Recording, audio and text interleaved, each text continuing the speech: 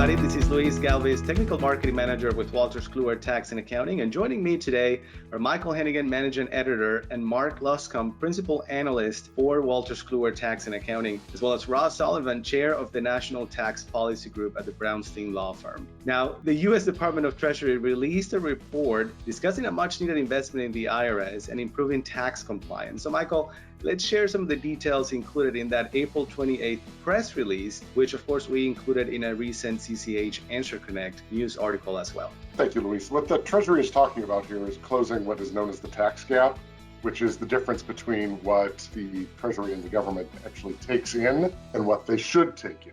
The idea is that if you have a well-funded and well-functioning tax system, everyone will actually pay what they actually owe. But the Treasury Department reported that the top 1% of taxpayers failed to report 20% of their income. And this totals about $175 billion annually. This is according to the Treasury. And they stretch that out, and over 10 years, without improvements, it's just going to get worse. And it grows to an aggregate of $7 trillion over those 10 years. So the Treasury is arguing what they need is an investment in the internal revenue service to ensure it's doing a fair job and the proper job of collecting taxes and closing up that tax gap. So what the Biden administration is proposing is to increase the IRS budget, and that will help the IRS to enforce the tax code and collect what is actually owed by taxpayers. And the White House is asking for $80 billion over 10 years to help close that tax gap. And that's not hard to understand why, right? Because it's $80 billion to collect maybe $700 billion a year. You don't have to actually increase taxes. You don't have to reduce government services. So it's a good way to close budget shortfalls without offending anybody.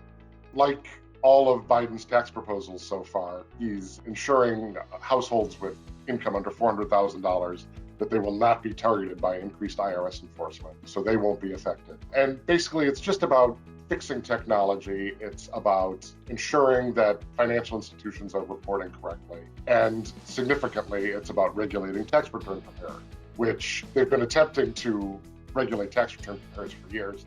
Courts have struck it down. They've tried to do it through regulation, but this would be an actual change to the code to do it with statute. Thanks, Michael. And so, Ross, if the IRS actually gets the additional funding, will it be able to provide better customer service and collect more revenue? Well, it certainly should, Luis. The former Commissioner Rosati testified recently, and he said that Congress should give the IRS additional funds, but it should give it to them scaled up over a period of years. That it's hard to start from ground zero and add 20,000 new revenue agents. Instead, they should slowly increase the amount over a period of years, and then Congress can build up both personnel to provide customer service and those to enforce compliance. So if they do so, then certainly the IRS is going to improve their services to help taxpayers, and they will collect more money.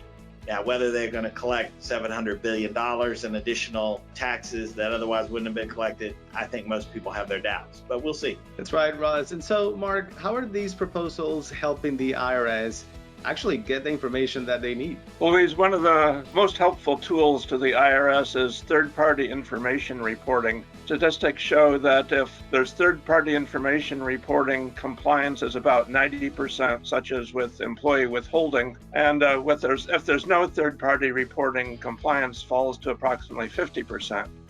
So the IRS has long been pushing to expand third-party reporting in various ways. And this proposal includes an expansion of third-party reporting to financial institutions, that they would be required to report the cash flows in the bank accounts of taxpayers. And we're limiting this to probably wealthier taxpayers, but they would report the income flows in and the outflows out to the IRS. The former Commissioner Rosati also had a plan in this regard where businesses with greater than $25,000 of business income would designate to the IRS the banks that would do this reporting. think this proposal does not let the taxpayers choose which banks to report, but the IRS would designate the banks to report on any taxpayers where they have this flow. The proposal contends this would not be a big burden on financial institutions. I'm not sure if the financial institutions share that view, but in any event, it would certainly, if this reporting came about, it would certainly help the IRS, at least as a starting point, to look for unreported income. But this is also an example of an area where the IRS will have to have more funding for personnel to review these information reports, additional information reports that come from financial institutions. Right, I think that's right. And just as they go into a corporation for their annual audit, assuming they have the new funding to do that, they will have this additional information as a tool in their arsenal to ask the company to verify whether those income flows are really income or something else. That's right. Thanks, Mark. And so, Russ, of course, a topic of interest for tax professionals is that paragraph that speaks to giving the IRS additional authority to regulate paid tax preparers. Why is that in there, and what does it mean? Should tax preparers be worried? Well, as Michael mentioned earlier, the Treasury Department a decade ago had a program for regulating tax preparers, but they just did it on their own without specific statutory authority. That process and that program was overturned by the courts. And so since that time, Treasury has wanted to reinstitute the program, but they need Congress to act, and Congress has not been able to act. Finally, however, this year, the stars appear to be aligned. President Biden has now already talked about it. He's likely to include this proposal in his budget. The House Democrats and Senate Democrats are on board. Even the Republicans in the Senate have previously expressed support for this. Now, there was a time period where the private sector, particularly the AICPA, had some concerns with how it was drafted, but they appear to be coming on board as well. So there's a strong chance that Congress will authorize a program, and then Treasury will actually have to put together the details of how it will work, whether there'll be testing, periodic testing involved, or other certifications. And so with that, Ross, let's talk about taxpayers. With these proposals, who would be at higher risk of an audit and why? Well, the highest risk for additional audits will be those individuals who earn more than $400,000, and particularly those who earn more than $1 million and are either sole proprietors, are partners in a partnership or an S corp or some other pass-through entity. Historically, the IRS has said that much, if not most, of the tax gap comes from non-incorporated businesses and their owners, because many times you will have, say, a self-employed individual is the owner of the company and is reporting the amount of income to him or herself that they have to report on their tax return. And so there's not that independent third party. However, this report says there are a lot of other categories that they want to address. It specifically mentions large corporations and that they should be ready to have increased focus. Of course, many large corporations have an annual audit, but they may add to those that are audited every year. And they're also going to look at the new cryptocurrency investors, and certainly they will continue to increase their focus on offshore account holders. So those are some of the groups who are likely to have an increased chance of being audited. And that is, Ross, if the American Families Plan actually passes. Now, do we expect that to happen anytime soon?